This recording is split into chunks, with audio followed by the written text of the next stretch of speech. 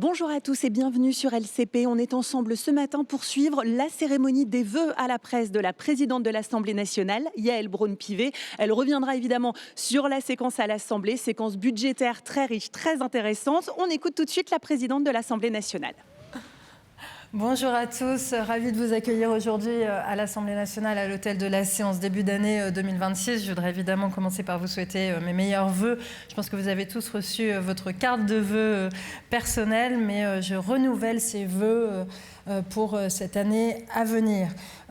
Pour commencer, je voudrais déjà faire un hommage à votre travail, à la nécessité, vous savez que je suis très attachée à l'état de droit, à la nécessité dans un état de droit, dans une démocratie, d'avoir une presse qui soit libre, qui puisse travailler sereinement et apporter de l'information de qualité à nos concitoyens pour les éclairer sur les grands enjeux du monde. Et on sait à quel point ces grands enjeux aujourd'hui sont complexes et donc nous avons plus que jamais besoin de vous. Je voudrais également que nous ayons ensemble une pensée pour votre confrère Christophe Glaise. J'ai rencontré hier matin sa famille, sa mère, son beau-père, Reporters sans frontières. Ils sont toujours extrêmement mobilisés. Comme vous le savez, il y a un pourvoi en cassation qui est en cours, une demande de grâce qui pourrait être formulée. Mais en tout cas, je pense qu'il faut que nous continuions à lui apporter tout notre soutien. Et donc hier, j'ai pu renouveler le soutien de la représentation nationale.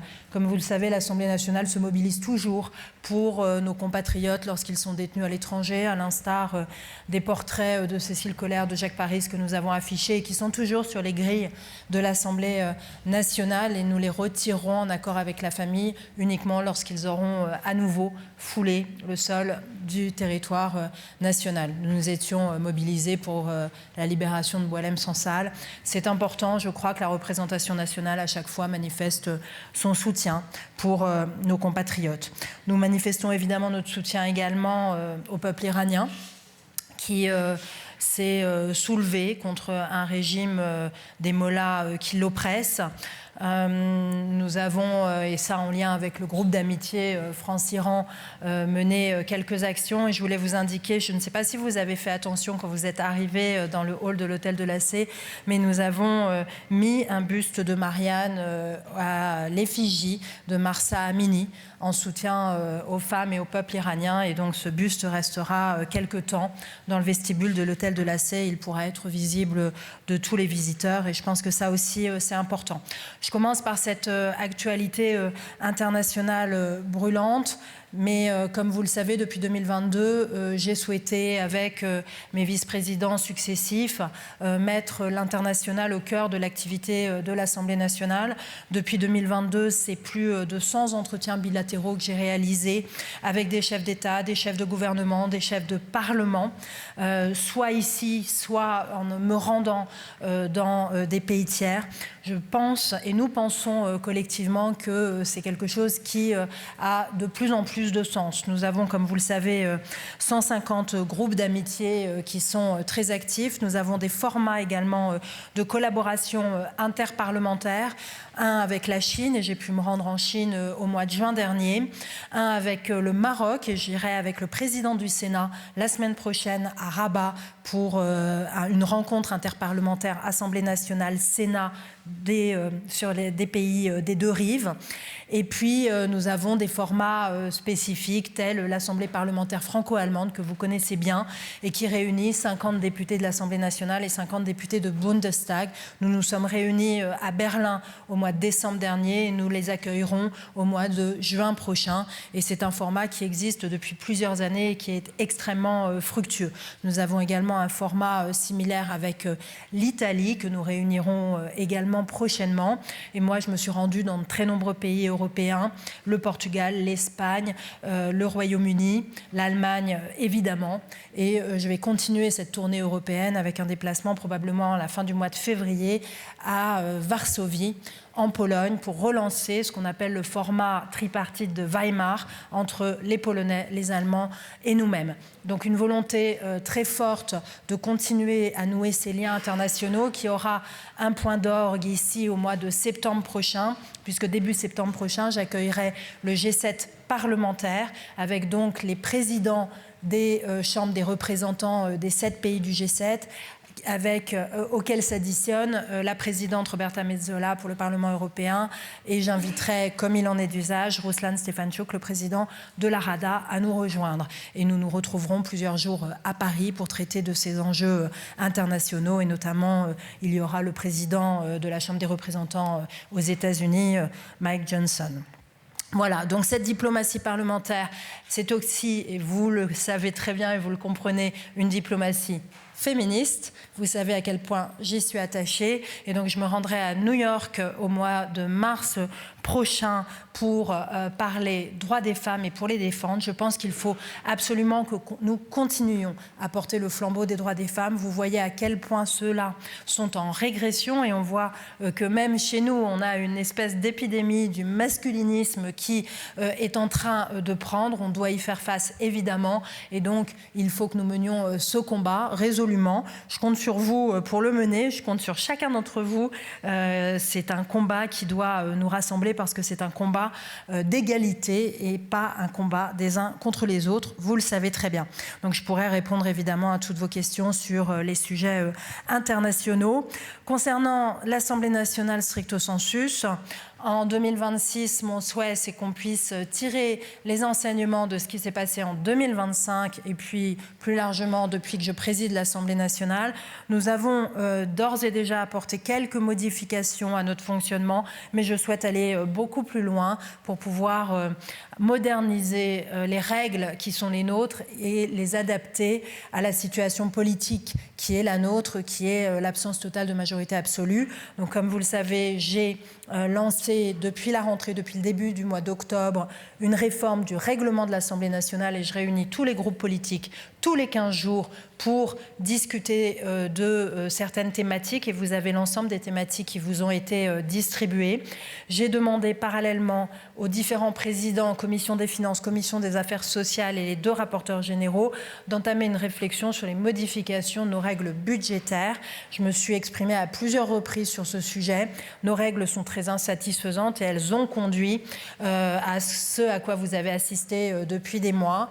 Une Assemblée nationale qui ne parle que de la partie recettes et donc que de taxes, qui ne parle jamais de politique publique et de dépenses, et un budget qui ne peut pas être adopté à l'Assemblée nationale faute de compromis. Mais je suis vraiment convaincue que nos règles ne facilitent pas l'émergence de ce compromis, et donc il faut les modifier, et nous pourrons entamer ce travail. J'ai commencé à avoir des échanges sur ce point avec le président du Sénat, et nous avons en tout cas convenu de regarder ce que nous pourrions faire, parce que comme vous le savez tous, il y a des modifications qui pourraient intervenir dans le règlement de l'Assemblée nationale, donc qui sont à notre main, mais d'autres qui relèvent de la loi de financement dite la LOLF, voire des modifications constitutionnelles. Donc il faut que nous regardions tout cela, mais en tout cas, je pense que c'est vraiment quelque chose d'impératif.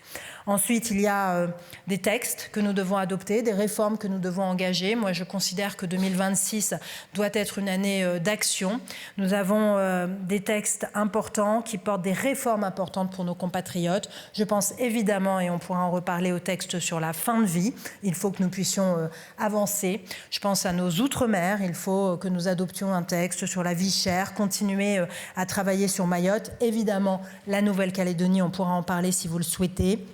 Il faut protéger les Français. Nous avons une réactualisation de la loi de programmation militaire qui nous attend. Une loi également sur les pouvoirs des polices municipales qui est extrêmement importante.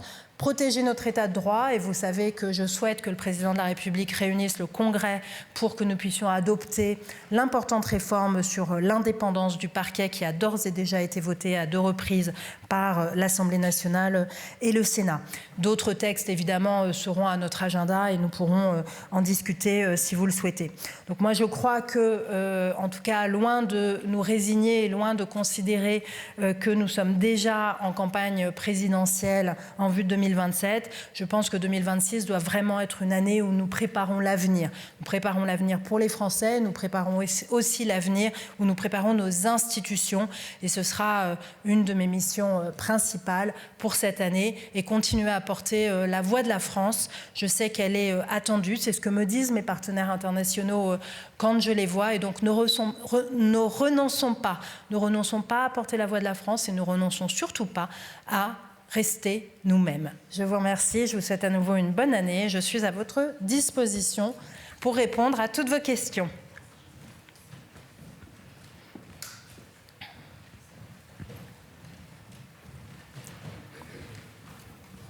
Merci.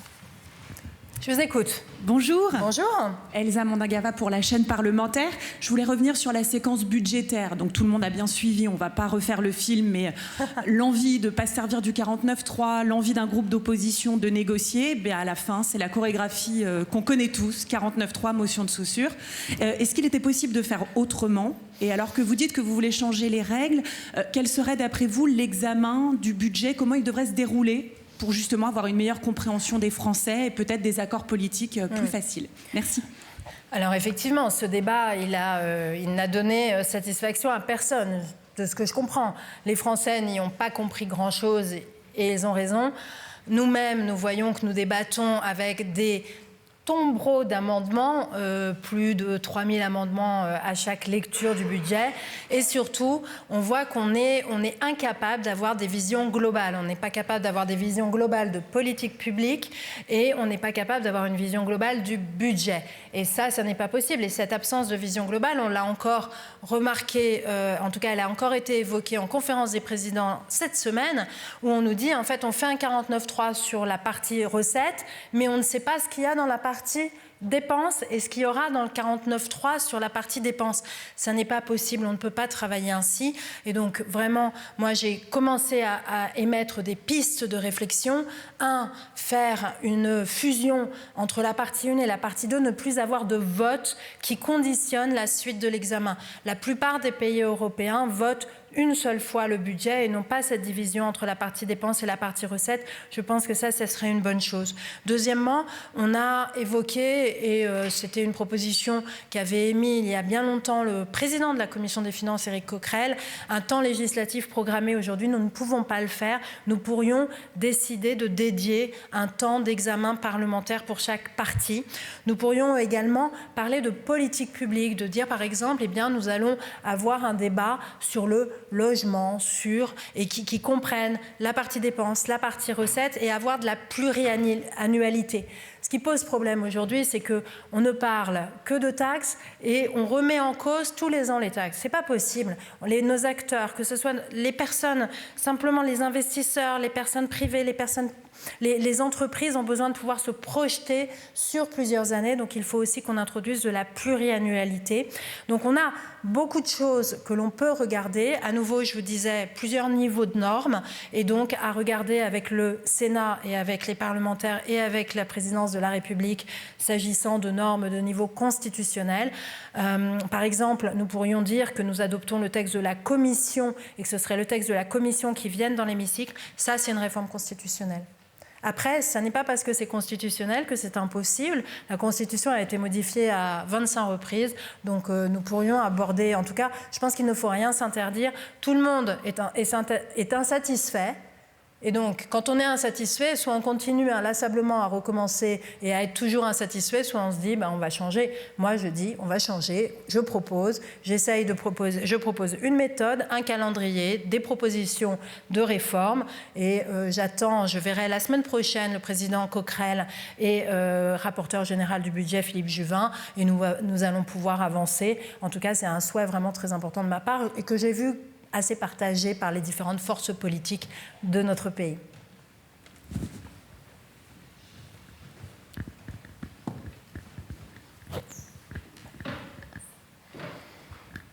Bonjour, Thibaut Petit pour TF1 LCI. Bonjour. Un rassemblement juste devant l'Assemblée nationale de la CGT contre le travail le 1er mai, qui est un des textes qui devrait être examiné tout à l'heure dans l'hémicycle.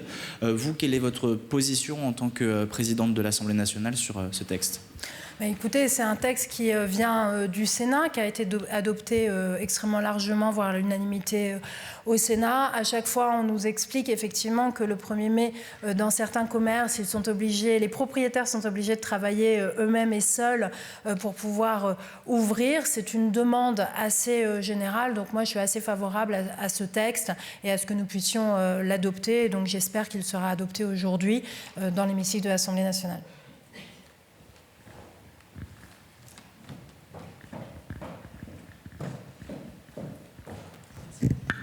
Bonjour, Rosalie Lafarge à France Culture sur la fin de vie dont vous parliez tout à l'heure. Est-ce que vous redoutez que ce qui est en train de se passer au Sénat ne complique ou ne retarde les choses ? Écoutez, je me suis battue déjà pour que ce texte puisse être inscrit, pour qu'on puisse en finir l'examen, comme vous le savez, à l'Assemblée nationale, puisqu'il a été victime de la dissolution. Nous avons réussi ici à le voter. Je rappelle qu'à l'Assemblée nationale, il a été voté très largement, plus d'une centaine de voix d'écart entre le vote pour et le vote contre. Le Sénat l'a enfin examiné. Il y a manifestement un rejet de l'ouverture de l'aide active à mourir. Moi, je le regrette profondément. C'est une attente très forte de nos compatriotes et un nouveau droit qui doit s'ouvrir. Et à longueur de sondage, ils nous le disent. Ils attendent que nous avancions. Vous savez, moi, lorsque j'ai rejoint le parti En Marche, le mouvement, c'était parce que c'était un mouvement progressiste. Nous portions la PMA pour toutes, nous portions cette question de la fin de vie. Moi, j'y suis très attachée. Il faut ouvrir ce droit. Et donc, le texte reviendra à l'Assemblée nationale à partir dans la semaine du 16 février. Je crois qu'il n'est pas encore inscrit, mais il est prévu d'être examiné à partir du 17 février. Et je compte bien, en fait, si le texte est rejeté au Sénat, eh bien, c'est le texte de l'Assemblée nationale qui reviendra et qui sera mis sur la table. Mais moi, je ne doute pas que les parlementaires continueront à affirmer leur souhait d'ouvrir ce nouveau droit. C'est important, c'est un texte attendu.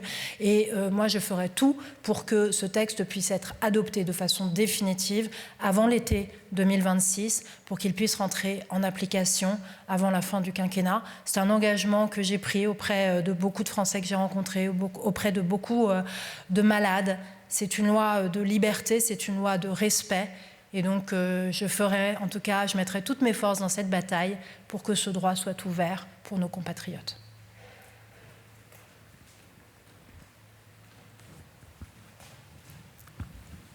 Bonjour, Ludovic Faux pour la chaîne parlementaire et l'association des journalistes parlementaires. Vous avez évoqué dans votre propos liminaire les groupes de travail que vous avez mis en place pour essayer, au-delà de la procédure budgétaire, de faire évoluer la procédure parlementaire. Il y a beaucoup de sujets que vous avez mis en route dans ces groupes de travail qui appartiennent eux aussi à des types de normes différents. Sur quel thème est-ce que vous espérez véritablement pouvoir avancer, puisque ce sont des choses qui nécessitent souvent un accord politique assez large au sein des groupes de l'Assemblée, voire au-delà. Quels sont les thèmes à la fois auxquels vous tenez le plus et ceux sur lesquels vous pensez possible d'avancer ? Alors déjà, moi, je pense que c'est possible d'avancer parce que je vois que sur un certain nombre de sujets, on a déjà avancé. Ce n'est pas un vœu pieux. On a adopté des petite modification du règlement de l'Assemblée nationale depuis quelques mois. On a supprimé le vote assis debout. On a mis le vote sur les débats 50-1 dans l'hémicycle, alors qu'avant il se déroulait dans les salons. Et nous avons retiré la compétence que la commission des lois avait sur les lois organiques. Nous l'avons réattribuée à toutes les commissions permanentes. Tout cela, ce sont des petites modifications du règlement, mais qui ont à chaque fois été adoptées à l'unanimité par consensus. Donc nous pouvons avancer sur un certain nombre de choses très techniques. Après, il y a effectivement des réformes qui touchent plus les droits de l'opposition, et donc il faudra regarder quel est l'équilibre global que nous pouvons, auquel nous pouvons parvenir. Donc moi, je n'ai pas de doute sur les questions techniques. Nous allons pouvoir avancer sur l'organisation du débat, la rationalisation, etc. Après, sur des droits qui peuvent toucher aux droits de l'opposition, eh bien, il faudra avoir une discussion aussi politique. Et puis, comme vous le savez, il y a des sujets, moi, que je trouve très importants sur les commissions permanentes, le champ des compétences, etc., sur la taille des groupes politiques. En tout cas, il faut tout regarder, il ne faut rien s'interdire. L'idée, c'est qu'on a une Assemblée nationale qui doit s'adapter dans ses règles à une situation politique qui est inédite.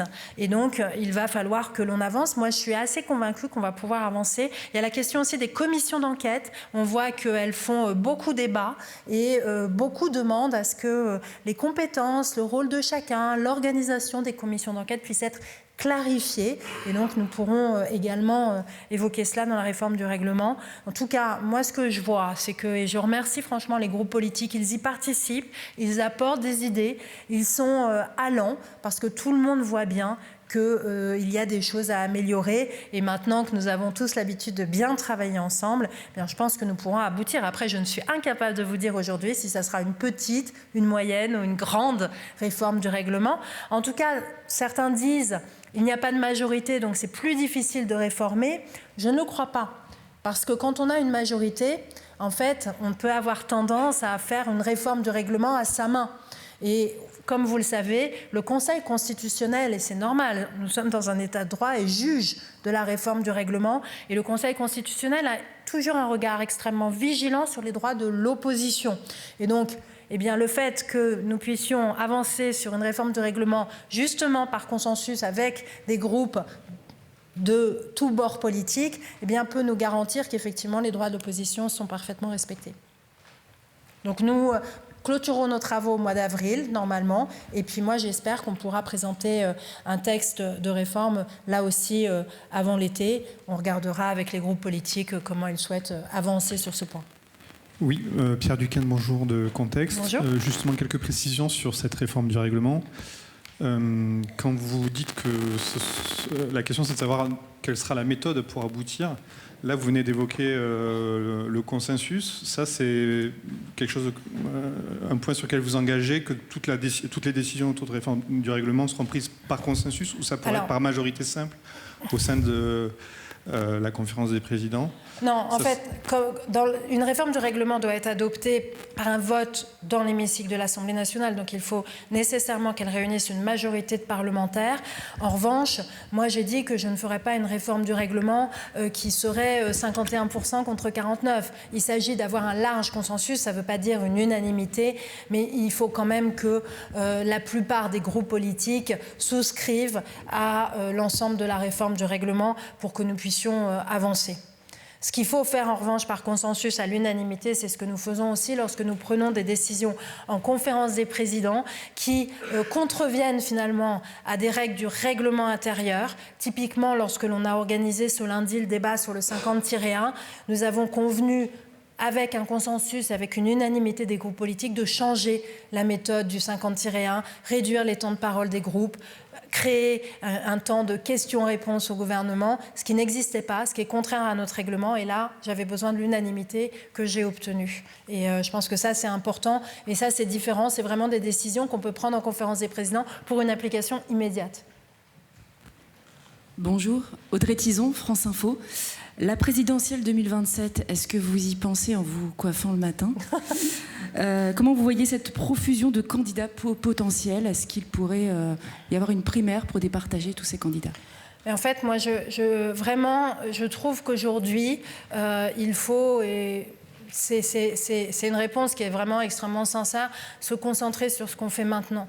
Parce que moi, je vois bien que ceux qui se concentrent sur 2027 sont un peu soit absents du débat, et c'est pas bon, du débat d'aujourd'hui, soit les prises de position qu'ils ont sont guidées par 2027 et pas par 2026. Or, aujourd'hui, on est en janvier 2026. Et quand on voit la situation internationale, quand on voit que tout bouge au jour le jour, on ne peut pas se dire qu'on prendra le train de 2027 sans prendre celui de 2026. C'est pas possible. Donc moi, je suis concentrée sur ma tâche. Et comme vous le savez, mon objectif premier, c'est de faire fonctionner l'Assemblée nationale. C'est mon devoir. C'est ma mission. Les Français ont élu cette Assemblée nationale. Moi, je me souviens qu'en 2022, puis encore plus en 2024, on entendait beaucoup de commentateurs dire qu'elle serait ingouvernable, qu'on ne pourrait rien y faire. Eh bien, moi, je me bats pour qu'on y fasse quelque chose et on fait quelque chose dans cette Assemblée. Je sais qu'on n'arrive pas à tout faire bien. 49.3 en est l'éclatante démonstration.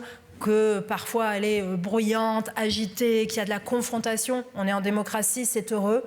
Mais nous avons produit beaucoup de choses, plus de 150 textes adoptés, des textes qui changent la vie des Français. Le texte sur le narcotrafic, le texte sur la définition du viol, le registre national contre le cancer. Ça, c'est des avancées, c'est des choses qui sont importantes. Et évidemment, les textes pour nos Outre-mer, la refondation de Mayotte, etc. Donc, on avance, et c'est ça ma mission. Et vous pensez bien qu'en janvier 2026, je ne dois, et c'est mon devoir, ne me concentrer que sur ça. Et j'invite tout le monde à faire de même. Merci. Bonjour Madame la Présidente, César Armand La Tribune. Je voulais vous demander, prochain projet de loi a priori du gouvernement, ce sera sur la décentralisation après les municipales. Est-ce que, même si vous n'avez jamais été élu local, vous avez des attentes et ou des lignes rouges? Merci. Alors excusez-moi, je suis actuellement élu local. Je suis conseillère municipale dans la ville de ma circonscription depuis 2020. Nous étions une des rares équipes municipales à gagner. Je me souviens, j'étais à l'époque présidente de commission des lois et Olivier Marlex, qui était membre de la commission des lois, était arrivé en commission après les municipales en me félicitant et en me disant que j'étais la seule de la majorité à avoir gagné dans une municipalité sur une liste de marcheurs. Donc je suis élue municipale et c'est important pour moi d'avoir cet ancrage-là et cette expérience-là. Cette loi sur la décentralisation, moi je l'appelle de mes voeux depuis longtemps. C'est la suite, hein. On a déjà adopté des textes de simplification. C'était la loi 3DS qui avait été portée à l'époque par Jacqueline Gouraud. Il faut continuer ce mouvement. Il y a beaucoup de rapports. Moi j'avais proposé il y a presque un an que nous constituions un groupe de travail entre le Sénat et l'Assemblée nationale pour avancer, puisque vous savez que nos assemblées ont beaucoup effectué de travaux et de propositions. C'était un rapport d'Éric Woerth. On a un rapport de 50 propositions du Sénat là-dessus. On a aussi un rapport de Boris Ravignon, le maire de Charleville-Mézières, qui avait chiffré l'enchevêtrement des compétences à 7,5 milliards, je crois, par an de coûts. Et donc, j'avais souhaité que nous fassions un groupe de travail pour accoucher d'une proposition de loi. Ça n'a pas pu se faire, mais donc je suis contente que le Premier ministre souhaite avancer dans cette même direction, parce que c'est non seulement un enjeu d'efficacité, mais c'est aussi un enjeu d'économie structurelle sur le budget de la nation. Et comme vous le savez, en ce moment, ça n'est pas du luxe. Bonjour, Stéphanie Le Rouge de l'AFP. Vous avez eu un commentaire assez critique mardi sur l'utilisation du 49.3, puisque vous avez dit c'est la démocratie évidemment qui perd aujourd'hui. Est-ce que Sébastien Lecornu a eu tort de l'utiliser? Est-ce qu'il avait vraiment le choix? Et deuxième question, que va-t-il rester de cette séquence du point de vue du parlementarisme? C'est-à-dire, est-ce que le Parlement a quand même gagné une certaine légitimité face à une pratique un peu autoritaire du pouvoir qui a pu y avoir précédemment, ou est-ce qu'il a fait la démonstration finalement de son immaturité? À nouveau, je pense qu'aujourd'hui, on est à un moment où les règles ne sont pas adaptées à la situation politique, et c'est quand même préoccupant d'avoir finalement des règles de procédure qui viennent entraver une volonté politique. Et c'est pour ça qu'il est urgent de les modifier.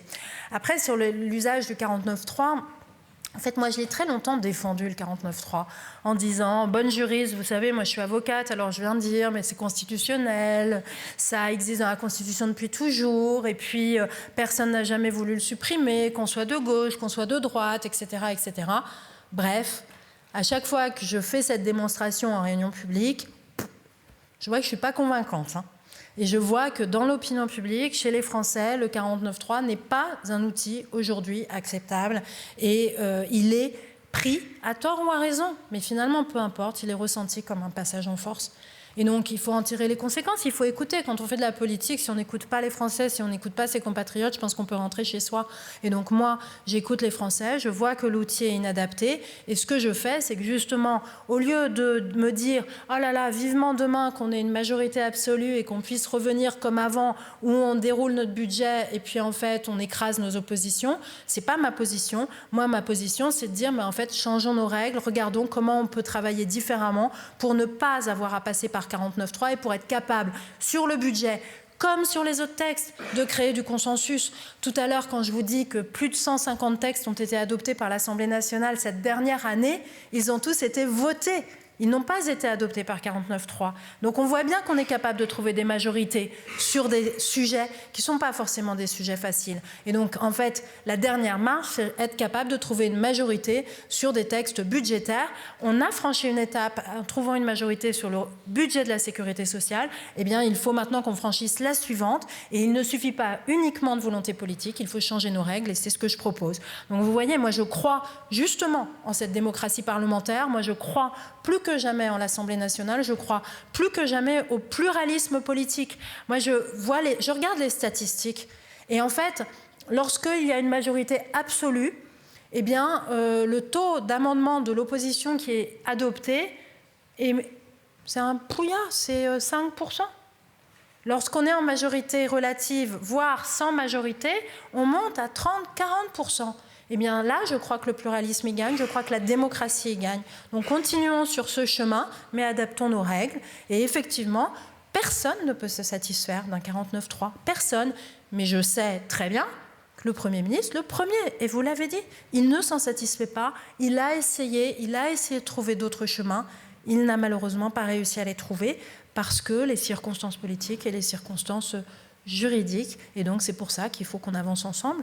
Et je sais que le gouvernement est aussi évidemment allant, puisque s'agissant de la LOLF, on aura besoin d'eux aussi.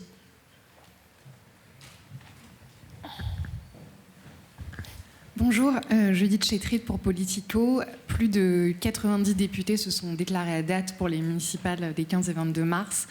Comment analysez-vous ces chiffres ? Est-ce que c'est donc forcément, il va y avoir des suppléants, potentiellement des législatives partielles ? Quelle est votre analyse dessus ? Déjà, je trouve que c'est intéressant en nombre, mais ce n'est pas non plus spectaculaire et inhabituel. On est en fin de mandat. Parce que même si on a été élu en 2024 pour en 2029, tout le monde peut imaginer qu'il y aura probablement une dissolution après la présidentielle en 2027. Donc on voit bien que les parlementaires, en raison aussi du non-cumul des mandats, ont un appétit pour se lancer sur ces élections municipales. Donc moi, je trouve ça extrêmement intéressant. Je trouve aussi qu'aller mener des combats politiques, c'est toujours une bonne nouvelle, aller se confronter aux Français, aux citoyens. Et puis, tout le monde nous dit que le mandat de maire, c'est le plus beau des mandats du monde. Donc, écoutez, je souhaite en tout cas à ceux qui se lancent dans la bataille de pouvoir la mener à bien. Après, c'est vrai que ça entraînera évidemment des effets sur la composition de l'Assemblée nationale et peut-être sur les postes à responsabilité qui sont exercés. Ça peut entraîner aussi des élections internes au bureau. Donc, on regardera tout ça. Mais en tout cas, moi, je suis toujours très heureuse que les parlementaires et que les aillent faire de la politique sur le terrain pour être élu local, comme je suis une élue locale. Je suis pas sympa, hein. Vous êtes candidate ? Non, moi je suis pas candidate. Oui. Mais je suis présidente de l'Assemblée nationale, monsieur, et donc je cours pas plusieurs chevaux à la fois. Comme je le disais tout à l'heure, je fais pas la course à la présidentielle aujourd'hui, je fais pas la course au municipal non plus. Je fais juste le job que les Français et les députés m'ont confié en me m'élisant présidente de l'Assemblée nationale. Geneviève Decazaux, je voudrais revenir sur le 49.3.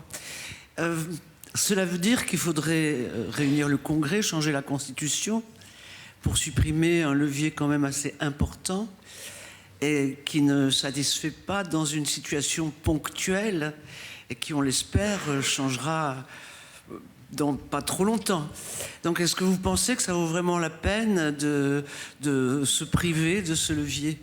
Alors, je me suis peut-être mal exprimée. Je n'ai absolument pas proposé de supprimer le 49.3. Et donc, lorsque, éventuellement, je suis vraiment navrée de ne pas avoir été comprise. Et merci pour cette question qui me permet probablement de clarifier. Je ne propose pas de le supprimer, mais je constate que son usage, aujourd'hui, n'est pas compris par la population et qu'il faut donc essayer de faire autrement. Moi, vous savez, je suis déçue qu'effectivement, on aboutisse à un compromis, certes, qui est construit avec les forces politiques et avec les parlementaires, mais que ce compromis ne puisse pas être construit à l'Assemblée nationale, dans son hémicycle. C'est ça qu'on doit déplorer. Et on voit finalement que le 49.3 est la résultante d'un compromis, puisqu'il y a des prises en compte des positions de différents groupes, mais pour autant, ce compromis, notre objectif, c'est qu'il puisse naître dans l'Assemblée nationale et faire l'objet d'un vote dans l'Assemblée nationale. C'est ça mon objectif. Mais ça n'est pas de supprimer l'outil, parce que, comme tout outil, il peut être nécessaire pour la bonne marche du pays. Et donc, je pense qu'il ne faut pas le supprimer, mais en revanche, il faut tout faire pour ne pas l'utiliser. Je sais que le Premier ministre a tout fait pour ne pas l'utiliser. Maintenant, il faut aider à cela en changeant nos règles. Ça ne sera peut-être pas suffisant, mais en tout cas, je pense que c'est nécessaire. C'est plus clair. Bonjour, Pauline Gros, journaliste à Mediapart. Merci beaucoup de répondre à nos questions. On vit une période très trouble et dangereuse sur le plan international. Les députés sont d'ailleurs appelés à se prononcer régulièrement sur les questions internationales. Et en même temps, on a l'impression qu'ils sont de plus en plus exposés au risque d'ingérence étrangère. Donc on l'a vu avec, par exemple, l'organisme pro-israélien Elnet, qui organise des voyages de députés. Et aussi, plus récemment, dans un autre genre, le magazine Écran de veille, dont plusieurs articles de presse estiment depuis 2023 qu'il est financé par les Émirats et qui est distribué en fait dans toutes les boîtes aux lettres des députés et même accessible dans certaines zones communes apparemment. Donc, faut-il prendre des mesures de protection? Est-ce que c'est un sujet, la question des ingérences, qui vous inquiète? Et est-ce que vous comptez prendre en fait des mesures pour réguler un petit peu? Alors, c'est un sujet qui nous inquiète et qui nous inquiète même plus largement. On est à l'approche d'élections municipales, on est à l'approche d'élections présidentielles et on sait que différents scrutins d'autres pays européens, on pense à l'Allemagne, on pense à la Moldavie, ont été sujets d'ingérence étrangère. Et donc il faut faire attention et il faut se prémunir. Et hier, j'ai rencontré le SGDSN pour justement évoquer ce sujet avec lui. Et donc là, on a un travail collectif à mettre en œuvre pour protéger nos élections. Après, pour l'Assemblée nationale, ce qui est important, c'est d'avoir beaucoup de transparence. Comme vous le savez, depuis 2017, on a beaucoup avancé sur les règles de transparence. Il y a le déontologue qui a pris beaucoup de place à l'Assemblée nationale. On doit déclarer les cadeaux reçus, les voyages, tous les lobbyistes sont inscrits sur des listes. On doit se déporter lorsqu'il y a des conflits d'intérêts qui peuvent exister. On a interdit aux collaborateurs d'être employés moitié lobby, moitié parlementaire. Je vous rappelle que ça existait avant 2017 et ça, c'est dans les lois confiance. Donc, on a beaucoup avancé sur les questions déontologiques et le déontologue le remarque année après année. On a une vraie culture de la déontologie qui s'est installée chez nos parlementaires et c'est vraiment heureux. Après, concernant les organes de presse qui ont accès à l'Assemblée nationale, moi, je n'effectue pas de contrôle. À partir du moment où vous avez des cartes de presse, vous avez le droit d'accéder à l'Assemblée nationale et c'est normal. Et je ne contrôle pas les boîtes aux lettres des parlementaires. Voilà, on est dans le temple de la démocratie. Je ne vais pas commencer à exercer une censure quelconque sur ce qui est distribué aux parlementaires. Après, je veille à ce que les espaces soient bien utilisés selon nos règles d'usage. On ne peut pas faire n'importe quoi à l'Assemblée nationale, mais c'est le temple de la démocratie et donc évidemment la liberté de la presse, la liberté d'expression y est sacrée et je ne fais pas de tri. Madame, il y a un vent d'antiparlementarisme qui souffle en France en ce moment. Alors, vous qui êtes à l'écoute de l'opinion, vous devez le ressentir. Qu'est-ce que vous pensez pouvoir faire pour contribuer à justement... Est-ce que le compromis n'est pas justement un moyen de l'alimenter, cet antiparlementarisme? Parce qu'on entend souvent les gens qui disent « Oh, ils se mettent d'accord parce que la place est bonne ». Oui, en fait, je voudrais peut-être alerter sur les dangers de l'antiparlementarisme. Parce que si vous n'avez plus d'élus, c'est la dictature. En fait, la démocratie repose sur l'élection.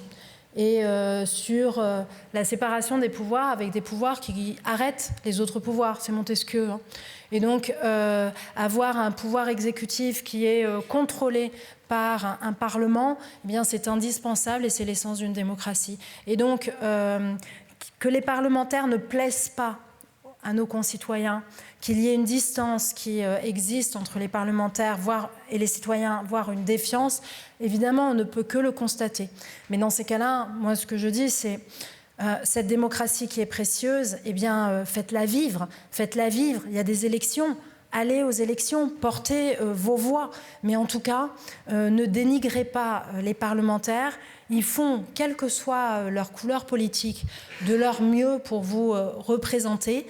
Après, c'est vrai que parfois, et on le voit, on le déplore, moi je reçois des courriers de Parlement, les députés se tiennent mal, etc. Mais à nouveau, on est dans une démocratie, je ne vois pas quel autre système, si nous n'avons plus d'Assemblée nationale, quel autre système lui est préférable. Donc c'est Churchill, hein, c'est le moins mauvais des systèmes. Mais bon, c'est comme ça. Et donc, après, moi, ce que je fais à mon niveau, c'est essayer de recréer de la confiance. C'est l'ouverture de l'Assemblée nationale. Comme vous le savez, depuis que je préside l'Assemblée nationale, on a doublé le nombre de visiteurs à l'Assemblée nationale. On a créé un accès direct à l'Assemblée nationale pour nos concitoyens. L'année dernière, c'est près de 70 000 Français qui ont visité l'Assemblée nationale en dehors du cadre habituel, en passant par leurs députés. C'est le week-end des visites dédiées aux enfants, aux jeunes de 8 à 13 ans, avec des guides qui ont été spécialement formés. Je pense que c'est la rénovation également du Parlement des enfants, c'est les assemblées des idées que j'organise, les permanences citoyennes, j'en ai encore tenu lundi dernier avec 5 citoyens tirés au sort. Toute cette politique d'ouverture, je crois, contribue à renouer la confiance. La proximité, je réponds à vos questions, on peut organiser des conférences de presse quand vous le souhaitez. Je pense que là aussi, parler sans langue de bois, être le plus sincère possible, essayer d'être le plus cash, mais aussi le plus fidèle à ses convictions, garder la même ligne. Enfin, je pense que tout ça est de nature à renouer la confiance, mais ça, c'est vraiment un travail collectif que nous devons réaliser pour la retrouver, la reconquérir. Mais en tout cas, c'est un enjeu démocratique qui nous concerne tous. Ce n'est pas juste l'Assemblée nationale qui pourrait être victime de cet antiparlementarisme, parce que l'antiparlementarisme, c'est quelque chose qui est profondément antidémocratique, en fait. Et ceux qui protestent contre l'Assemblée nationale, en fait, ils veulent un pouvoir fort, mais je ne crois pas que ce soit ce que nous souhaitons. Oui, bonjour, Jean-Michel Lamy, nouvel économiste. Ici, nous sommes à l'Assemblée nationale. Donc le Palais Bourbon a toujours eu du mal à nouer des relations avec les institutions communautaires. Vous venez de nous dire que vous invitez la présidente du Parlement européen au G7. Mais ce Parlement européen, tout d'un coup, semble se réveiller. On peut penser au Mercosur. Alors, est-ce que vous avez d'autres initiatives? Est-ce que vous pensez être innovante sur les relations entre l'Assemblée nationale et le Parlement européen?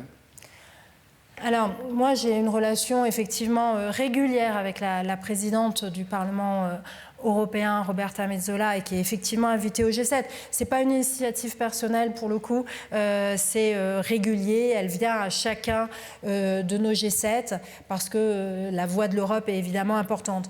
Moi, ce que je vois surtout, c'est que la voix des parlements finalement est importante aujourd'hui et on s'en rend compte lorsque on a le vote hier du Parlement européen pour saisir la Cour de justice de l'Union européenne, mais quand on a le vote du Parlement européen lundi qui suspend l'accord entre les États-Unis et l'Union européenne, là aussi c'est important. Mais nos parlements votent des résolutions et parfois on dit les résolutions ce sont des vœux pieux. Ça n'est pas vrai. Lorsqu'on vote le fait que nous ne souhaitons pas adopter le Mercosur en l'état, eh bien ça permet au président de la République, 1, de négocier, 2, de s'y opposer lors du vote. Lorsque nous votons des résolutions pour soutenir les femmes en Iran, etc., ça a du poids.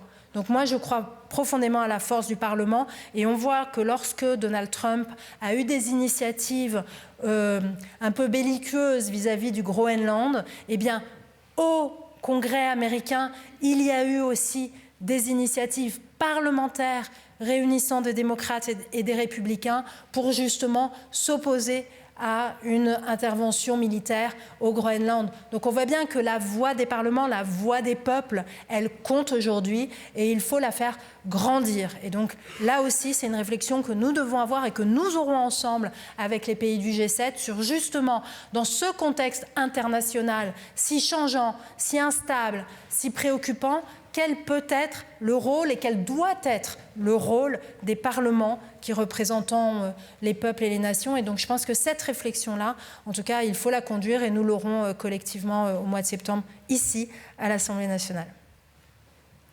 Bonjour, Lucie Aubourg pour l'AFP. Je voulais vous interroger sur la participation citoyenne. Je crois que c'est l'un des thèmes des réunions que vous organisez sur la réforme du règlement.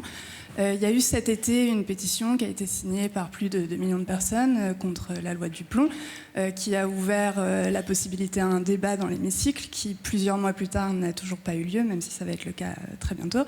Et qui, en fait, n'aura pas d'impact sur la loi, ne rouvre pas les discussions sur la loi à proprement parler. Est-ce que vous pensez que ce type de pétition devrait avoir un impact plus direct sur ce qui est fait à l'Assemblée? Et qu'est-ce que vous envisagez, de quoi vous discutez en fait dans ces réunions sur la participation citoyenne? Alors, comme vous le savez, moi, je suis très attachée à la participation citoyenne. Je pense que justement, pour répondre aussi à la défiance démocratique, il faut d'une part renforcer les pouvoirs de l'Assemblée nationale pour renforcer les pouvoirs des représentants du peuple, mais il faut aussi renforcer la participation citoyenne, la participation directe du peuple à la prise de décision. Et c'est en marchant sur ces deux jambes qu'on renforcera la vie démocratique dans notre pays. Concernant nos réunions, en fait, on voit qu'il y a un certain nombre de parlementaires qui ont des initiatives citoyennes dans leur circonscription. J'ai des parlementaires qui ont des parlements de circonscription. J'étais encore hier avec l'un d'entre eux, avec la députée de Loire-Atlantique, Sandrine Josso. J'avais été avec Bruno Fuchs il y a quelques mois pour participer à des échanges aussi avec un parlement citoyen local. Et donc, l'idée, c'est de recenser un peu toutes ces initiatives participatives qu'ont les parlementaires sur leur territoire, sur leur circonscription, et de regarder un petit peu si on peut en faire un guide de bonne pratique de la participation citoyenne pour exercer sa mission de parlementaire. Au-delà de ça, la pétition Duplon, moi j'ai été très attachée, je l'ai exprimé dès le mois de juillet, je veux qu'il y ait un débat dans l'hémicycle, il aura enfin lieu, il y a eu beaucoup d'aléas et aussi des aléas dus à l'instabilité politique, mais le débat aura lieu donc le 11 février prochain et c'est heureux, avec des modalités d'ailleurs renouvelées pour ne pas faire un débat qui soit trop insatisfaisant. En revanche, ce débat n'a pas évidemment pour conséquence de revenir sur une loi votée par le Parlement. Les deux démocraties participatives, représentatives, elles doivent se combiner, elles ne s'affrontent pas, elles ne s'opposent pas. En revanche, là où moi je suis très allante, c'est sur la réforme du référendum d'initiative partagée, en fait, et un abaissement des seuils, parce que si on veut faire participer les citoyens, les faire décider directement, c'est via la modification du référendum. Parce que le référendum aujourd'hui, comme vous le savez, pour qu'on puisse l'activer, il faut plus de 4,5 millions de signatures. C'est extrêmement difficile à atteindre. Et on m'a glissé à l'oreille que ça avait un peu été fait exprès pour qu'on n'en organise pas. Et ça, c'est pas possible. On ne peut pas flouer les gens. Et donc, je suis très favorable à ce qu'on puisse, d'une part, réduire les seuils pour que les citoyens puissent enclencher des référendums. Typiquement, là, si le seuil il avait été à 1 million, à 1,5 million, c'est un référendum qui aurait été enclenché et pas une pétition. Et ça aurait eu une autre portée. Et je suis également très favorable à élargir le champ du référendum de l'article 11, qui est aujourd'hui trop restreint. Et donc, là aussi, ce sont des réformes qu'on avait portées, qu'on avait porté en 2018. On n'avait pas été au bout de la réforme constitutionnelle, mais j'espère qu'un jour, on ira au bout d'une vraie réforme de l'article 11 qui pourrait prévoir notamment ces deux points, et on pourrait imaginer d'autres choses aussi dans la réforme du référendum, mais en tout cas faciliter la participation des citoyens et leur permettre de décider sur des enjeux qu'ils estiment majeurs. Oui. En parlant des séances qui vont arriver au mois de février, vous avez annoncé récemment une séance publique dédiée à l'exécution des lois et veiller à l'application des lois par le gouvernement. Je voulais savoir qu'est-ce qui avait présidé à ce choix. Est-ce qu'il y a des textes en particulier qui irritent, dont l'application des lois traîne et qui irritent les députés? Ça, c'est ma première question. Et j'avais une autre question aussi. On a récemment vu la commission mixte paritaire sur le projet de loi simplification qui a été conclusive mardi. Dans ce texte qui est un peu fourre-tout, on voit qu'il y a beaucoup de mesures en fait, qui reviennent sur des mesures qui avaient été votées par le Parlement il y a très peu de temps. Est-ce que vous constatez aussi qu'il y a de plus en plus de textes qui viennent légiférer pour détricoter des réformes récemment prises et qui du coup alimentent la surproduction législative, l'incompréhension des travaux parlementaires voilà. Alors, sur ce deuxième point, oui, évidemment oui. En fait, on passe notre temps à faire, à défaire, à refaire, etc. Et ça, c'est facteur d'impuissance. Et là aussi, ça nourrit de la défiance vis-à-vis de nos concitoyens. Et donc, je trouve que ce n'est pas quelque chose qui est souhaitable. Les bonnes pratiques voudraient qu'on évalue des textes avant de revenir sur une législation. On ne le fait pas suffisamment souvent. On le fait. Moi, je me rappelle quand je présidais la commission des lois, sur la réforme notamment, je pense à la loi renseignement, on avait fait une très belle évaluation des lois renseignement précédentes avant de modifier et d'apporter des évolutions, ce qui nous avait permis d'atteindre un très large consensus parce qu'il y avait eu un travail parlementaire de fond et je pense que ça, c'est indispensable. Sur la loi simplification, en plus, c'est une loi un peu fourre-tout. Et donc, je ne suis pas sûre que le Conseil constitutionnel valide l'ensemble du texte tel qu'il est aujourd'hui. Il y aura probablement de nombreuses censures de cavaliers législatifs avec des dispositions qui ne se raccrochaient pas au texte. Et donc, rappelons que ces censures de cavaliers législatifs ne touchent pas le fond. Il n'y a pas d'avis sur le fond, mais c'est simplement est-ce que nous avions le droit de légiférer en la matière? Et là, ça sera un vrai sujet. Et ça peut l'être notamment sur les ZFE. Sur l'application des lois, j'ai toujours veillé à cela. Lorsque je présidais la commission des lois, j'avais une petite technique. Quand je recevais un ministre en audition, j'avais ma liste de textes de loi qui relevaient de son champ de compétences, les décrets qui devaient être pris, pas pris. Et en fait, ma première question, quand il arrivait en commission des lois, c'était de lui dire alors, monsieur le ministre, où en êtes-vous de tel ou tel ou tel décret? Et j'avais pris cette habitude-là avec les ministres. Éric Dupond-Moretti s'en souvient très bien. Et en fait, je trouve que c'est une exigence démocratique là aussi. On ne peut pas voter des textes et voir des textes qui ne sont pas appliqués. Donc on faisait ce suivi très strict. Et puis évidemment, le temps passant, ça ressort de la pratique de chacun, etc.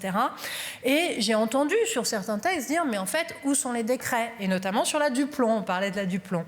Et il y a ou alors, où sont les décrets? Ou, mais les décrets sont pris de façon tellement restrictive qu'en fait, ils annihilent totalement la volonté du législateur, ce qui n'est pas satisfaisant non plus.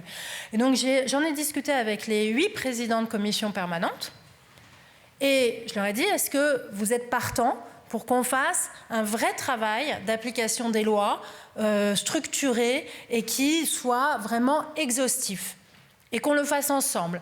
Et ils ont tous dit oui, qu'ils avaient envie de le faire. Et donc, dans chaque commission, les présidents ont dressé la liste des textes qu'on a adoptés depuis 2022. Et alors, selon les commissions, ils sont parfaitement libres. Soit ils ont nommé des rapporteurs, soit ils ont décidé de faire un focus sur un texte en particulier, etc. Et dans l'hémicycle, on aura le compte-rendu de ces travaux, l'interrogation du ministre en charge des relations avec le Parlement, voire d'autres ministres au fond, s'ils souhaitent venir répondre aux parlementaires. Et dans ce cadre-là, je sais que la Commission des affaires économiques a pris la loi Duplon, mais pas seulement, comme thème de travail, parce que sur la loi Duplon, vous pouvez le voir sur le baromètre de l'application des lois que nous avons sur le site de l'Assemblée nationale, on a quasiment tous les décrets qui ne sont pas encore pris. Alors je sais qu'il y a des délais, mais il y a un moment où en fait... ça commence à bien faire. Vous avez entendu hier dans l'hémicycle sur un tout autre sujet le trimestre de retraite des sapeurs-pompiers volontaires où ça fait 3 ans qu'on attend le décret. Le gouvernement est censé les prendre dans les 6 mois. Et donc, il faut qu'il s'explique de ces retards endémiques pris sur l'application des lois. C'est un enjeu démocratique majeur. Majeur. C'est la volonté du législateur qui doit être respectée. Et c'est pour ça qu'on va organiser cette séance. Et on va faire un rapport qui regroupera tous les travaux de toutes les commissions. Donc un rapport de synthèse qui sera évidemment publié sur le site de l'Assemblée nationale auquel vous pourrez vous référer. Et c'est moi qui présiderai la séance, bien sûr. Bonjour, Camille Malplat de l'AFP, merci de répondre à nos questions. Vous avez fait de l'ouverture de l'Assemblée à tous nos concitoyens l'une de vos priorités.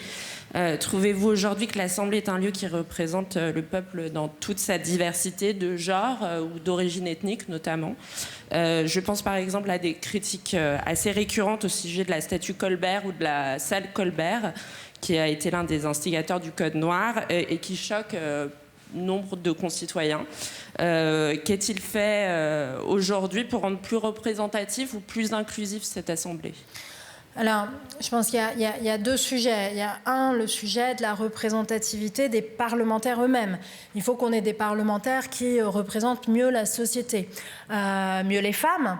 Accessoirement, on n'est aujourd'hui que 36% de parlementaires. Donc même si je préside l'Assemblée nationale, même si j'ai 3 questeurs femmes et qui ont été élus, c'est insuffisant. On devrait être à 50%. Donc on a encore du chemin à faire sur cette représentativité des genres. Après, comme vous le savez, on a encore du chemin à faire sur la représentativité par socio-économique. En fait, on a encore peu d'ouvriers, même si l'Assemblée nationale s'est diversifiée, et on a aussi travaillé, et c'est les groupes politiques, puisqu'il faut présenter des candidats dans des circonscriptions éligibles, on a aussi beaucoup rajeuni l'Assemblée nationale avec beaucoup plus de jeunes élus, quels que soient les bords politiques. Et ça, je crois que c'est important. Après, il y a les espaces de l'Assemblée nationale. Faire davantage de place à nos outre-mer, à la diversité de notre pays et aussi aux femmes.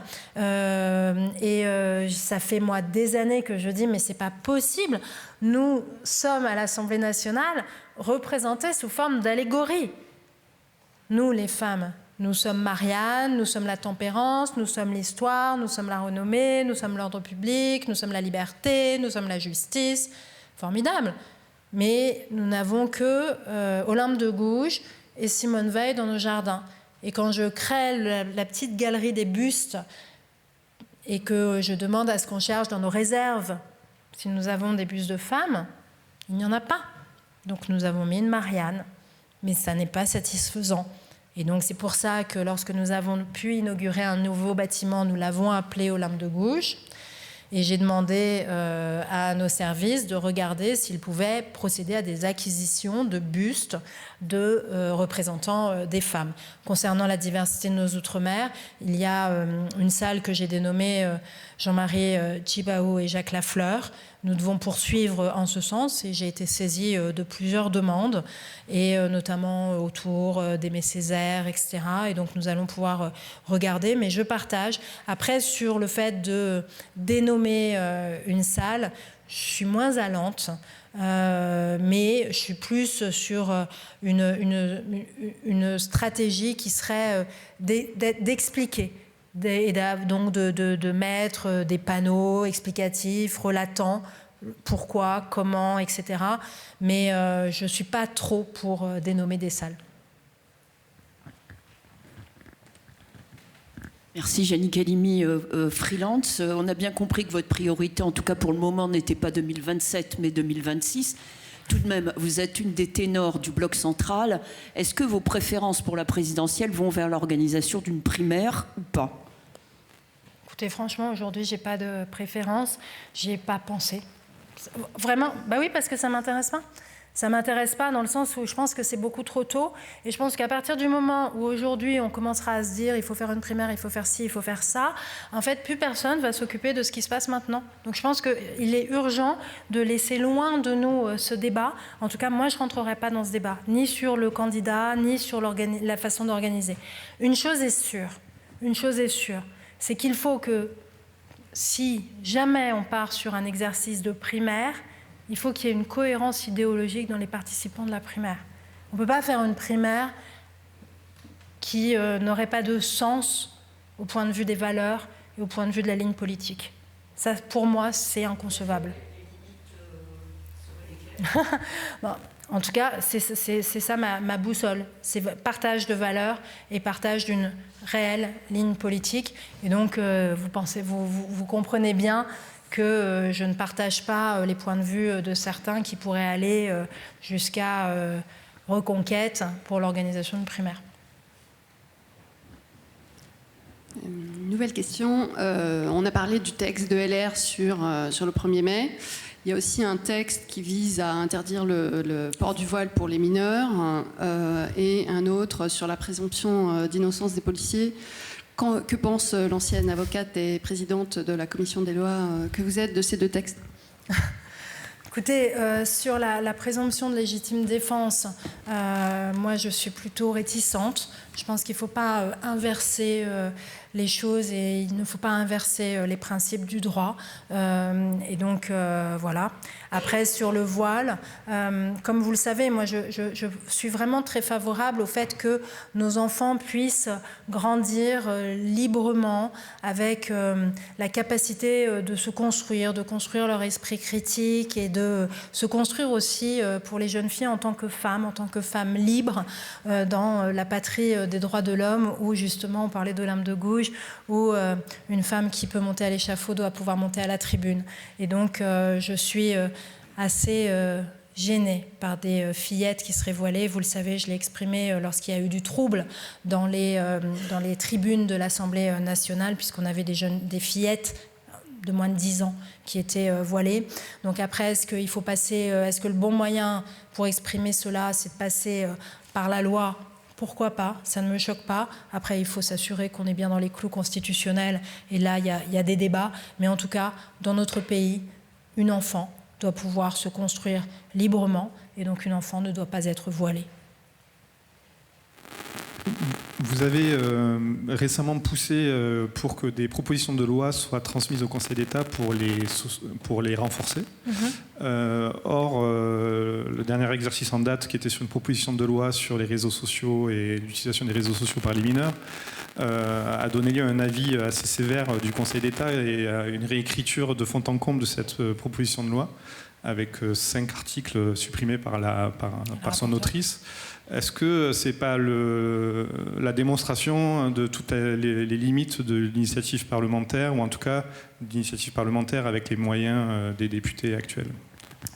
Alors justement, je pense que le Conseil d'État est là justement, comme vous le savez, il conseille toujours le gouvernement pour la prise de projets de loi et donc c'est normal qu'il puisse nous conseiller pour les propositions de loi.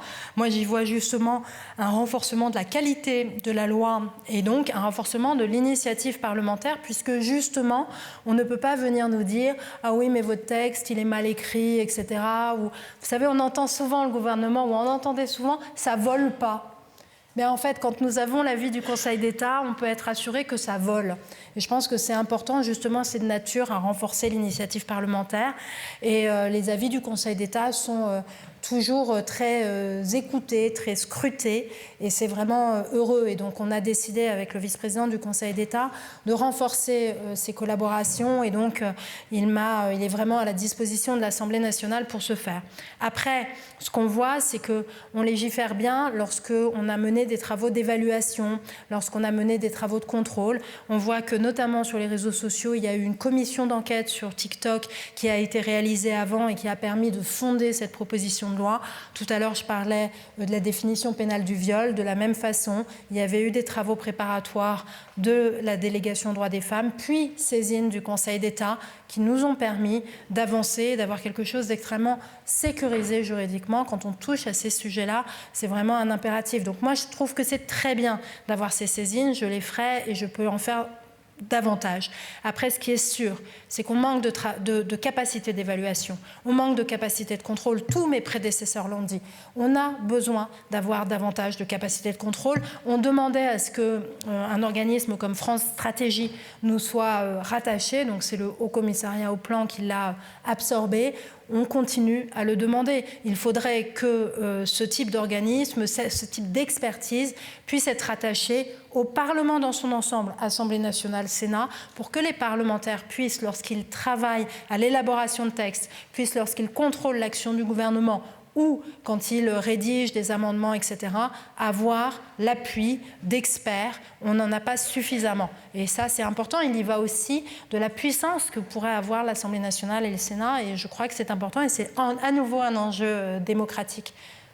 Donc vous voyez, bien loin de l'antiparlementarisme ambiant, en fait, moi, je suis convaincue qu'il faut renforcer l'Assemblée nationale.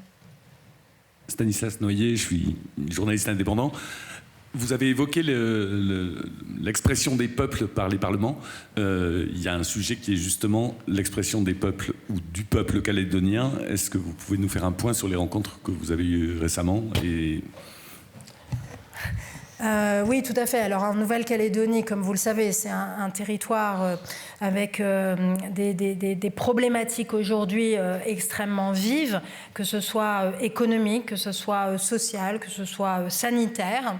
Et il a été décidé d'essayer de renouer le dialogue. Vous savez que j'avais été avec Gérard Larcher en Nouvelle-Calédonie en novembre, il y a presque 18 mois maintenant. Les partis se sont retrouvés pour aller donner des compléments à l'accord qui avait été signé à Bougival. Et j'ai continué à avoir des rencontres jusqu'à hier. J'ai rencontré la délégation Unipalika hier après-midi à nouveau. Et j'avais organisé ici une réunion du groupe de contact, puisque à l'Assemblée nationale, les présidents de groupe ou leurs délégués se réunissent régulièrement sous ma présidence pour évoquer les sujets calédoniens. Et donc nous avons organisé avant-hier une rencontre entre le groupe de contact et les forces politiques calédoniennes. Celles-ci ont toutes expliqué que, en fait, cet accord devait aller à son terme, qu'elles avaient toutes fait un pas les unes vers les autres et que c'était un accord de compromis où chacun faisait un effort et que c'est surtout un accord qui permettait à la Nouvelle-Calédonie d'avoir un avenir et d'avoir un avenir avec un chemin commun.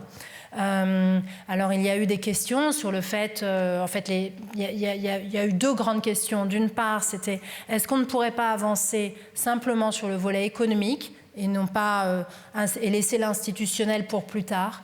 Et là, toutes les parties ont dit qu'à leurs yeux, ça n'était pas possible, qu'il y avait besoin d'avancer sur les deux volets parce qu'on ne pouvait pas dissocier l'économie de l'institutionnel et que quand on était investisseur aujourd'hui en Nouvelle-Calédonie, on avait besoin de construire quelque chose sur la confiance en l'avenir et que cette confiance en l'avenir, elle était apportée par le volet institutionnel et qu'il n'était pas possible de disjoindre les deux.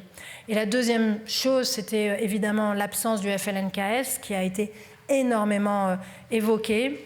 Et là, vous avez probablement lu le communiqué du FLNKS hier. Je pense que déjà, on ne peut que déplorer l'absence du FLNKS aux derniers entretiens d'Élysée Oudinot, qu'il faut tout faire pour les ramener dans la discussion et que le temps est venu encore aujourd'hui de continuer à dialoguer. Moi, j'avais reçu ici à 2 reprises une délégation du FLNKS menée par Christian Théin il y a quelques semaines de cela. Donc, il faut continuer à maintenir le dialogue. Pour autant, toutes les parties indépendantistes et loyalistes nous ont dit on ne peut pas être l'otage d'une partie qui ne veut pas venir discuter. Nous, on veut tous discuter et on doit pouvoir avancer, on ne veut pas être l'otage de ceux qui ne veulent pas avancer. Et l'autre point, mais qui va sans dire, mais en fait ça vaut mieux le rappeler, tous les Kanaks ne sont pas indépendantistes. Et tous les indépendantistes ne sont pas au FLNKS. Et il y avait à l'Élysée et à Oudinot des indépendantistes, l'UNI et le Palika, qui étaient à la table des négociations. Et qui étaient membres fondateurs du FLNKS. Et donc, comme vous le savez, c'est un sujet extrêmement complexe. Ce que l'on veut, et c'est ce que va permettre cet accord, je l'espère, c'est de ramener de la paix, de la sécurité, de la sérénité et de la stabilité à la Nouvelle-Calédonie qui en a tant besoin. Et donc, c'est un pas.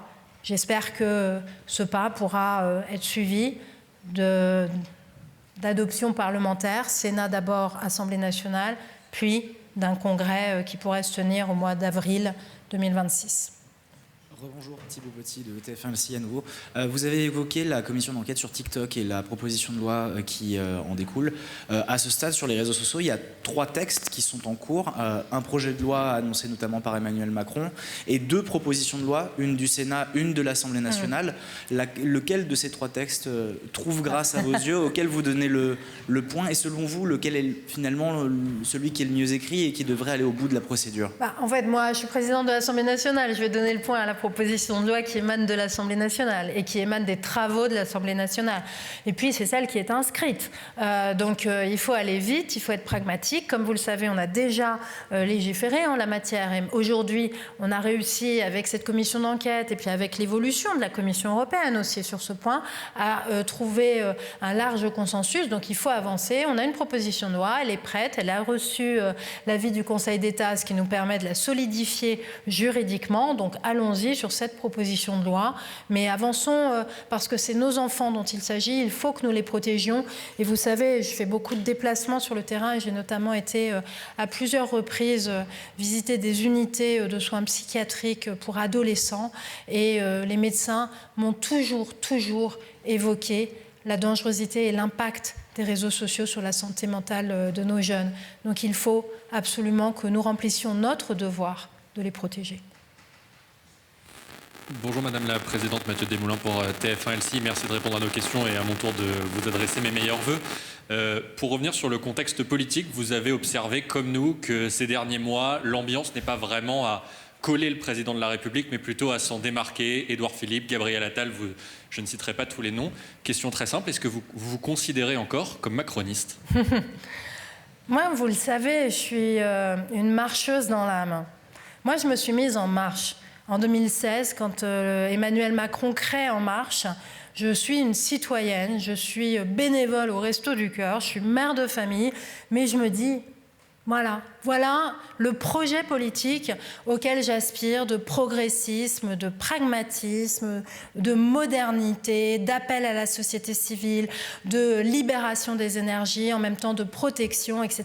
Et ce projet me parle et je m'engage en tant que marcheuse et je crois que je suis aujourd'hui encore une marcheuse, c'est-à-dire j'essaye d'avancer, j'essaye de proposer et toujours avec cet esprit de modernité, de pragmatisme, de réalisme, mais tout en étant fidèle aux valeurs qui sont les miennes et qui m'ont fait m'engager. Maintenant, comme vous le savez, je ne suis pas toujours d'accord avec le président de la République et c'est heureux, je suis présidente de l'Assemblée nationale et donc nous avons des désaccords, notamment évidemment, et je les ai exprimés sur la dissolution et bien sur d'autres sujets. Pour autant, je sais que s'il n'avait pas été là, je ne serais pas devant vous aujourd'hui. C'est aussi simple que cela, je ne faisais pas de politique. Je suis rentrée en politique parce que j'ai cru en son projet et parce qu'il a fait de la place à la société civile. Et ça, je peux vous dire que j'y crois toujours, profondément. Faire de la place à la société civile, demander à ce que chacun se sente concerné par l'avenir de son pays et ne soit pas spectateur mais acteur. Et donc s'engage, que ce soit dans le monde associatif ou que ce soit dans le monde politique. Je fais partie de ces citoyens qui se sont engagée en politique, ça fait 8 ans maintenant. Je ne le regrette pas parce que j'ai l'impression de servir mon pays et c'est grâce à lui. Et donc cela, je lui en serai éternellement reconnaissante.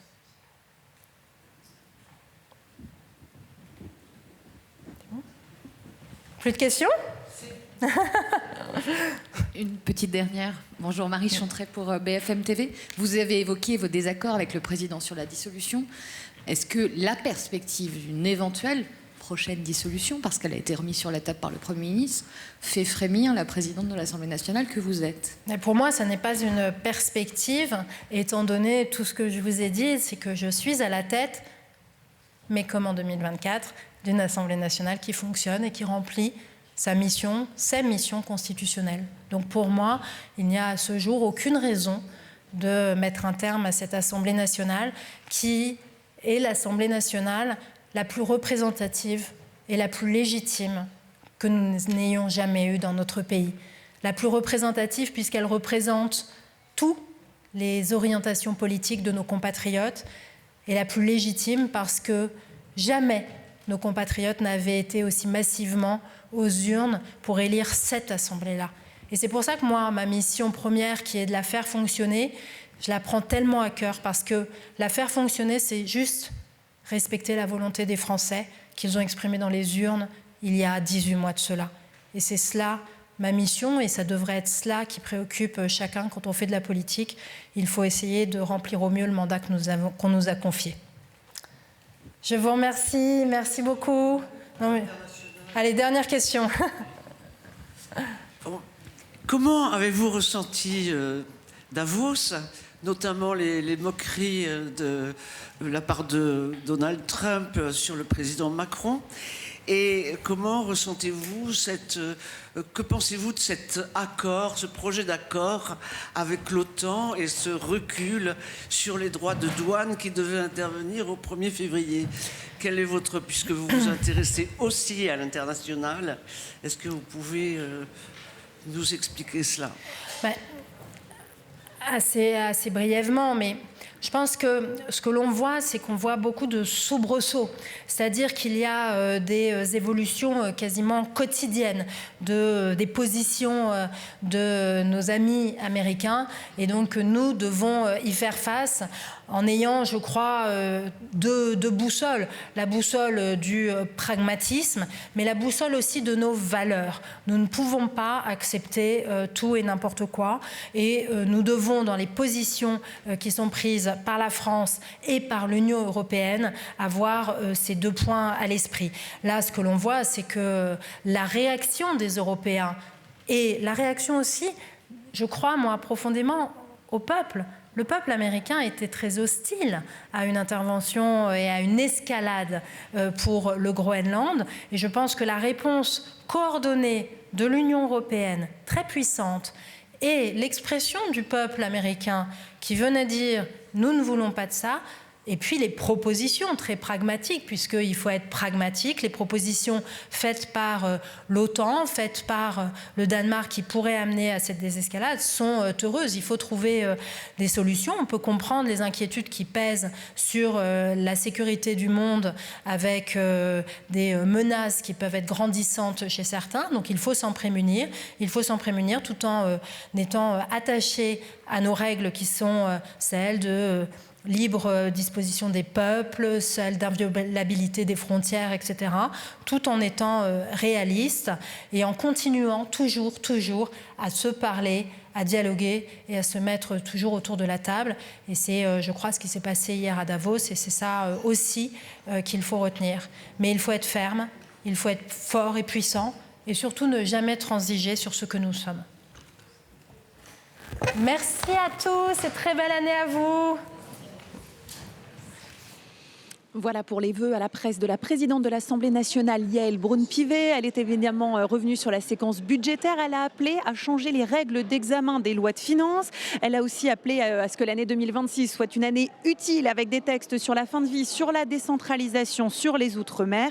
Enfin, interrogée sur ses éventuelles ambitions pour 2027, elle préfère se concentrer sur l'année en cours, 2026. Voilà donc pour cette cérémonie des vœux à la presse de Yaël Braun-Pivet. Nous étions très heureux de la suivre avec vous. Vous pouvez retrouver les meilleurs moments sur nos réseaux sociaux et puis rester connectés justement à notre site et à nos réseaux sociaux toute la journée. Très bel après-midi, très belle journée à tous sur les chaînes parlementaires évidemment.